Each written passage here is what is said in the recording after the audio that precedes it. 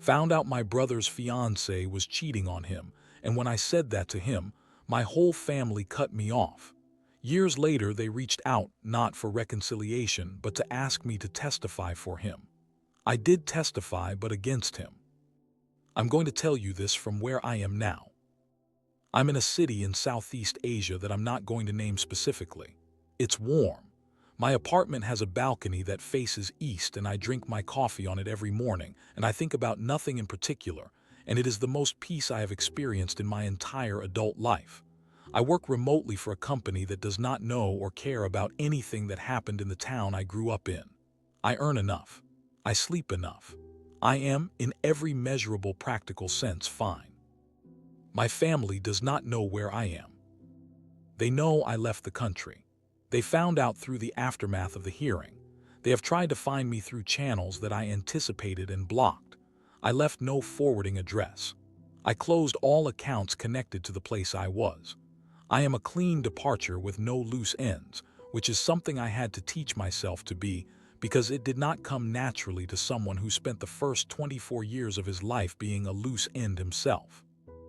My name is Marcus Ellison. I'm 28 years old, and I am going to tell you what happened. All of it, including the parts that don't reflect well on me. Especially those parts, because the story doesn't work without them, and I'm tired of telling half stories to people who only want the version where I'm the victim. I was the victim. I was also eventually something else. I am at peace with both of those things. Let me tell you about my brother first. His name is Daniel. He is 5 years older than me. His IQ, as tested at age 9 and referenced by our parents at approximately every third family gathering for the following 15 years, was 140. He was in the gifted program from 4th grade. He won regional science competitions. He had teachers who wrote letters about him to universities before he was old enough to apply. He was, by any external metric that my family considered meaningful, exceptional. I was not exceptional. I was average in the specific way that is most visible when it exists next to exceptional. Not failing, average. B grades when Daniel got A pluses. Solid but unremarkable on standardized tests. No trophies, no regional competitions, no letters from teachers to universities. I existed in the same family as a prodigy, and I was consistently, visibly, not a prodigy. My parents were people who valued academic achievement and professional success in the specific way of a family that had worked hard for everything they had and believed that working hard meant producing results. Daniel produced results. I produced average. Their response to this was consistent, constant. The kind of parental pressure that is delivered with genuine love and genuine blindness to what it does over time.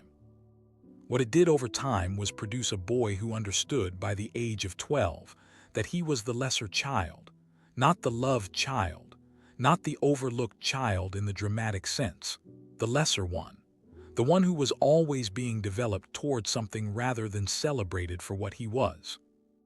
Daniel understood this too. And Daniel was not kind about it. I want to tell you what Daniel's unkindness looked like, because it was not the dramatic movie version of sibling cruelty. It was quieter than that, and in some ways worse for being quiet. It looked like a 16-year-old Daniel telling a table of adults at a family dinner that Marcus had gotten a B- on a test that Daniel would have gotten 100 on in his sleep, with the specific tone of someone sharing a mildly amusing fact rather than a weapon. The adults laughing because Daniel was charming and they liked him, and they didn't notice or chose not to notice what the laugh did to the 11-year-old Marcus sitting across the table. It looked like the same pattern at school. Daniel was a senior when I was a freshman. He had been at the school for 3 years. He had relationships with teachers. He had a reputation. He had apparently shared enough about his younger brother's academic record in the casual, conversational way of an older sibling talking to teachers who liked him, that several of my freshman teachers had a clear image of me before I walked through their classroom doors. The image was not flattering. It was not inaccurate exactly. It was just positioned, framed. Given a context that made every C grade, I earned a confirmation of something rather than simply a C grade. When you are told enough times that you are less than, and the telling comes from someone the world around you has decided is more than, you eventually stop fighting the categorization. You absorb it. You build your identity around it or in opposition to it, and either way you are being shaped by something that was never fair to apply to you in the first place. I was shaped by it for a long time. I'm not shaped by it anymore, but I carry the marks of it the way you carry the marks of anything that ran long enough and deep enough. I know where they are. I know what they do when I'm not paying attention. Daniel was recruited by a technology company called Vertex Systems when he was 23, while I was still 18 and in the last year of high school.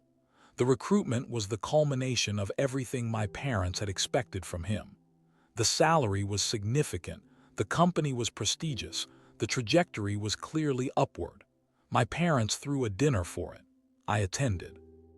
I ate the food, and I said the right things, and I watched my parents look at my brother with the specific expression of people whose investment had paid exactly the return they'd planned for. I want to be honest with you, I was jealous.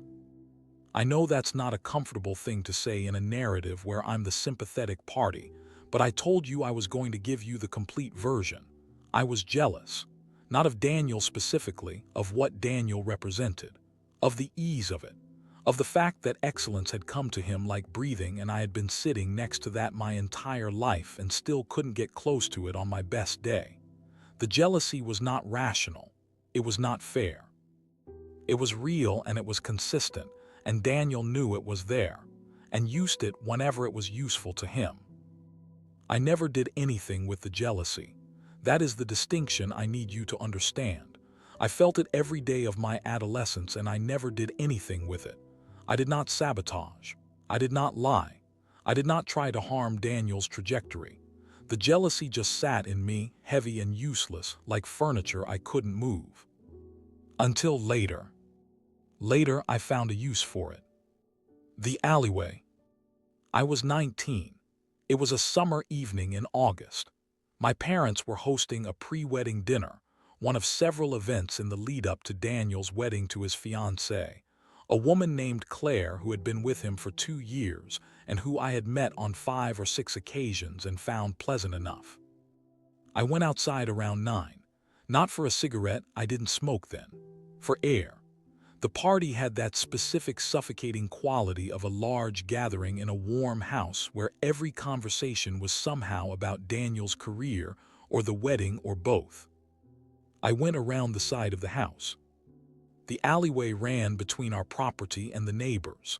There was a car parked in it, a Toyota that I recognized as belonging to the neighbor's son, a man named Ryan who was 25 and who had been at the dinner that evening and had apparently left. He had not left. I heard the sound before I saw anything. I looked. Ryan and Claire. Not I want to be precise about this because it matters legally, and it matters for the story, not a brief and ambiguous moment that could be misread. What I saw was unambiguous. I stood there for a full 3 seconds before I processed what I was seeing, and in those 3 seconds it became unmistakably clear. I walked back to the house. Claire came in about 4 minutes later. Ryan did not come back to the party. I did not tell Daniel that night. I processed it until the following morning, and then I called him, and I told him everything I had seen, in the specific factual way of someone who has decided to be very careful about not editorializing. He went quiet, then he said he'd think about it. That was the last civil conversation we had. 3 days later, every member of my family had blocked me on every platform simultaneously. Not sequentially, simultaneously. This was a coordinated action. Someone had organized it. I didn't know who, and it doesn't particularly matter now. I went to the house. My mother opened the door, looked at me, and closed it. I went to Daniel's apartment. He opened the door. He told me, with the particular cold precision of a high IQ person who has decided to be devastating, that he knew what I was doing. that I had manufactured a story to ruin his wedding because I couldn't stand to watch him be happy, that the jealousy I'd carried my whole life had finally produced something specific and ugly, that I should leave and not come back. I said, "I saw what I saw, Daniel." He said, "You saw what you wanted to see." He closed the door. The campaign started within a week. I want to use that word precisely, campaign, because what followed was not the organic spread of rumor through a disappointed family. It was organized. My parents spoke to neighbors. Daniel spoke to extended family. People who had known me for years stopped acknowledging me on the street with a speed that suggested they had been spoken to rather than having drawn conclusions independently. My part-time job, I was working at a grocery store, shelf-stacking 3 evenings a week while figuring out what came next, called me in on a Thursday. The manager was a man who had always been decent to me. He looked uncomfortable. He said he'd received some concerns from regular customers about my presence in the store. He said in the current situation, he thought it was better for everyone if I took some time away. I said, "What concerns?" He said he wasn't in a position to say specifically. I left. I found out later, through a former classmate who had the specific quality of someone who feels terrible about what they know but tells you anyway because the guilt is worse than the telling, that my parents had spoken to the store manager, that they had described me as having a history of volatile behavior and possible psychological instability, that they had expressed concern about what I might do. I had never done anything. I had seen something and said so. That was the whole of my crime. $412, one duffel bag, the clothes I could carry. I left on a Friday night. Not dramatically. I didn't have the energy for dramatic. I just left with the $412 in the bag and I walked to the bus station. And I took the bus to the next town. And I checked into the cheapest motel I could find and I lay on the bed in the specific flat exhaustion of someone who has been carrying something very heavy and has finally put it down not because they're ready to, but because their arms gave out. I was 19 years old. I stayed in the motel for 3 weeks until the money was almost gone. Then I started looking for anything. The church was St. Andrew's Presbyterian, 3 blocks from the motel. I went in on a Wednesday morning not for any particular religious reason, because it was a building that was open and warm and nobody was going to charge me for sitting in it. The janitor was cleaning the front steps when I came out. His name was Gerald. He was 61. He had a face that had been weathered by time in the specific way that produces either bitterness or warmth, and in Gerald's case had produced warmth, the kind that doesn't perform itself. He asked if I was all right. I said I was fine.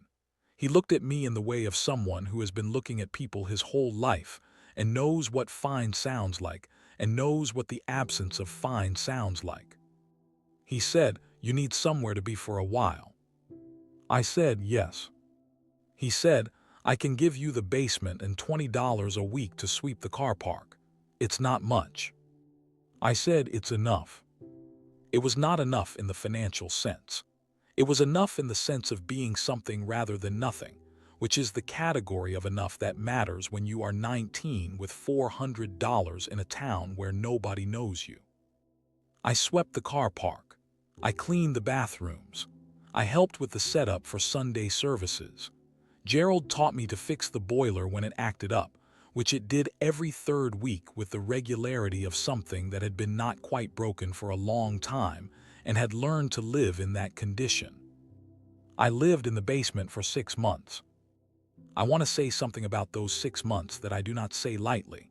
They were the first 6 months of my life in which nobody was comparing me to my brother. Nobody knew my brother. Nobody knew what my family thought of me. I was just the quiet young man in the basement who swept the car park and fixed the boiler and was learning, in the specific slow way of someone relearning something they should have been taught from the beginning, that the assessment of a person is not the person. Gerald did not fix me. I want to be clear about that because that is not how people work. But he gave me a space in which I could begin to notice that I was not what my family had decided I was, That is a different and more valuable thing. I got a job at a car dealership in March, 7 months after leaving. Sales. Not because I had a particular affinity for cars, because the manager was hearing, because I had spent 6 months learning to talk to people in the church and had developed something that functioned like the beginning of confidence. And because the commission structure meant that what I earned was directly connected to what I produced rather than what someone had decided I was worth in advance. It suited me. I was not immediately good at it. I was adequate for the first 3 months, which felt, for the first time in my life, like the beginning of something rather than the confirmation of its own inadequacy. I got better, progressively, specifically, because I was paying attention to what worked and what didn't in the same way I had always paid attention to things carefully, without announcing the paying of attention, letting the observation produce results over time. By the end of the first year, I was the second highest performing salesperson in the dealership. By the end of the second year, I was the highest. I was made senior sales consultant in my third year. The promotion came with a pay increase and a conversation with the general manager in which he told me I was one of the best naturals he'd seen in 20 years. I did not tell him that I had been told my whole life that I wasn't particularly good at anything. I kept that to myself. Midland Community College ran a business administration program on weekday evenings and Saturday mornings. I enrolled at 22. It took 3 years, part-time, alongside the dealership job, which left approximately no time for anything that was not work or studying or sleeping. I did not mind this. I preferred being occupied. Occupied left less space for the things that lived in the unoccupied hours, the specific inventory of injuries I had accumulated, the particular texture of 19 years of being measured against a standard I had never agreed to be measured by, the face of my father telling me through a closed door that he didn't want to hear from me. I graduated at 25 with a 3.8 GPA, which is not exceptional by any standard that includes my brother but is, by any standard that includes the church basement, and the $412 and the 19-year-old who swept a car park in January. Something worth noting. I noted it privately. I didn't tell anyone who would have wanted to call it adequate. Here is where the story changes register. For 6 years I had been unreachable. Not dramatically unreachable, just absent. Different town, different phone number, social media under a name that didn't connect obviously to my past. I had moved once, gotten a better apartment, saved consistently, become the version of myself that was not defined by what my family had decided I was. Then they found me. I don't know precisely how. Probably through the extended family network. I had stayed loosely in touch with one cousin who had always been decent to me, and who I had not cut off completely, because cutting everyone off felt like giving my family more power over my social world than they had already taken. The cousin probably mentioned something without meaning harm. These things travel. The first contact was an email from my mother. Subject line, "We need to talk." I read it, I did not reply. The second contact was a voicemail from my father. He said he knew I was in the area and that they'd like to sit down and resolve things. He said my brother was going through a difficult time and that family was important and he hoped I could find it in my heart. I noted the sequence: no apology first, no acknowledgement first, need first. I did not return the call. The showing up started in the third week. At my apartment first. I came home from the dealership on a Tuesday to find my mother and father in the lobby of my building. My mother started crying when she saw me. My father said my name in the tone of someone announcing the resolution of a long-standing matter. I said I was busy and walked past them and took the elevator and did not come down again that evening. They came back twice more that week. The fourth time I came down, stood in the lobby and told them clearly and without anger, "I know what you need. I know why you're here. I know about the divorce and the paternity and the child support. I am not going to help you. You should not come back." My mother said, "We're your family." I said, "You stopped being my family when you ran a campaign against a 19-year-old who had told you the truth." My father said something about my tone. I went back upstairs. They came to my workplace the following week. The dealership has a glass front. I was in a consultation with a client when I saw them in the parking lot. I finished the consultation, excused myself, and walked out to them and told them that if they set foot in the building, I would call the police and I would mean it. My father said I was being dramatic. I said, "Watch me." They left. They came back the following Thursday while I was not there. They spoke to two colleagues. I found out from my colleague Dina that they had described a concerning pattern of behavior, that they were worried about me, that they had mentioned things I had allegedly done in the past. That was a Thursday. Same. On Friday, HR called me in. The HR meeting was run by a woman named Janet, who I had always found professional and fair. She looked uncomfortable in the way of someone who has been given a task they did not choose and is doing it carefully. She said they had received a complaint. Concerns had been raised about my background and character by people who identified themselves as family members. The concerns included references to a history of volatile behavior, alleged incidents of aggression, and unspecified concerns about my stability. She said it was standard procedure to investigate, that I was on paid leave pending the investigation, that I should not come to the workplace. I sat in the chair across from Janet, and I felt a very specific thing happen inside me. Not rage, I had expected this, or something like this, from the moment they showed up at the dealership. Not surprise, something colder and more purposeful. The feeling of a person who has been planning for an eventuality and has just been told the eventuality has arrived and the plan is now active. I said, "I understand. I'll cooperate fully." I thanked her for her professionalism. I left. I sat in my car in the dealership parking lot for about 7 minutes. Then I drove home and I made 2 phone calls. The first was to a lawyer I had consulted briefly when the harassment started, who had advised me to document everything, which I had been doing, and who now became rather more actively involved in my situation. The second was to Nina. Let me tell you about the Nina call. Nina had, if my cousin's intermittent updates were accurate, been navigating her own complicated situation.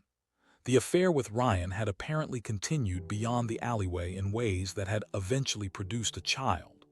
The paternity test had established Ryan's biological fatherhood. Daniel was refusing child support. Nina needed the affair's timeline established as premarital to make a specific legal argument about Ryan's responsibility. My family wanted me to testify that I had seen the affair before the wedding, to help Daniel avoid the child support. What they had not considered, because they had never considered me capable of complexity, was that my testimony could be deployed differently. Nina picked up on the second ring. I said, "It's Marcus." She said, "I know." I said, "You know why I'm calling?" She said, "I know why you're calling." There was a pause. She said, "Will you help me or hurt me?" I said, "I was there that night. I saw what I saw. If I testify to exactly what happened, exactly when it happened. That's all I can offer." She was quiet for a moment. She said, "That's enough." I said, "I have conditions." She said, "Okay." My conditions were simple, and I'll keep them private because they belong to that conversation and not to this one. What I will tell you is that they were not about money, and they were not unreasonable. They were about documentation, evidence that protected me in the specific ways I needed to be protected given what I was about to do. We spoke for 45 minutes. I had not told my family I was coming. I had not told my brother. The only people who knew were Nina, her lawyer, my lawyer, and my cousin, who had kept my secret for reasons that had to do with the particular loyalty of a person who had watched something unjust happen a long time ago and had never fully stopped thinking about it. I walked into that room, and I watched my family's faces do something I will carry with me for a long time. My mother's hand went to her mouth. My father stood up slightly and then sat back down. Daniel looked at me. His face ran through several expressions in quick succession: relief, confusion, hope, and then, as he read the room and understood which side of the table I was sitting on, something else entirely. The testimony was straightforward. I told the truth. I described what I saw in the alleyway that August night with the same specificity I had always been able to describe it: the car, the time, the exact nature of what I witnessed. I confirmed it was the night of the pre-wedding dinner. I confirmed it was Ryan. I confirmed it had been happening before the wedding.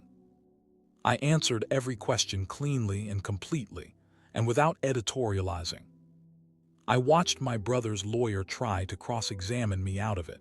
I had nothing to be cross-examined out of. I had told the truth. The same truth I had told everyone 6 years ago.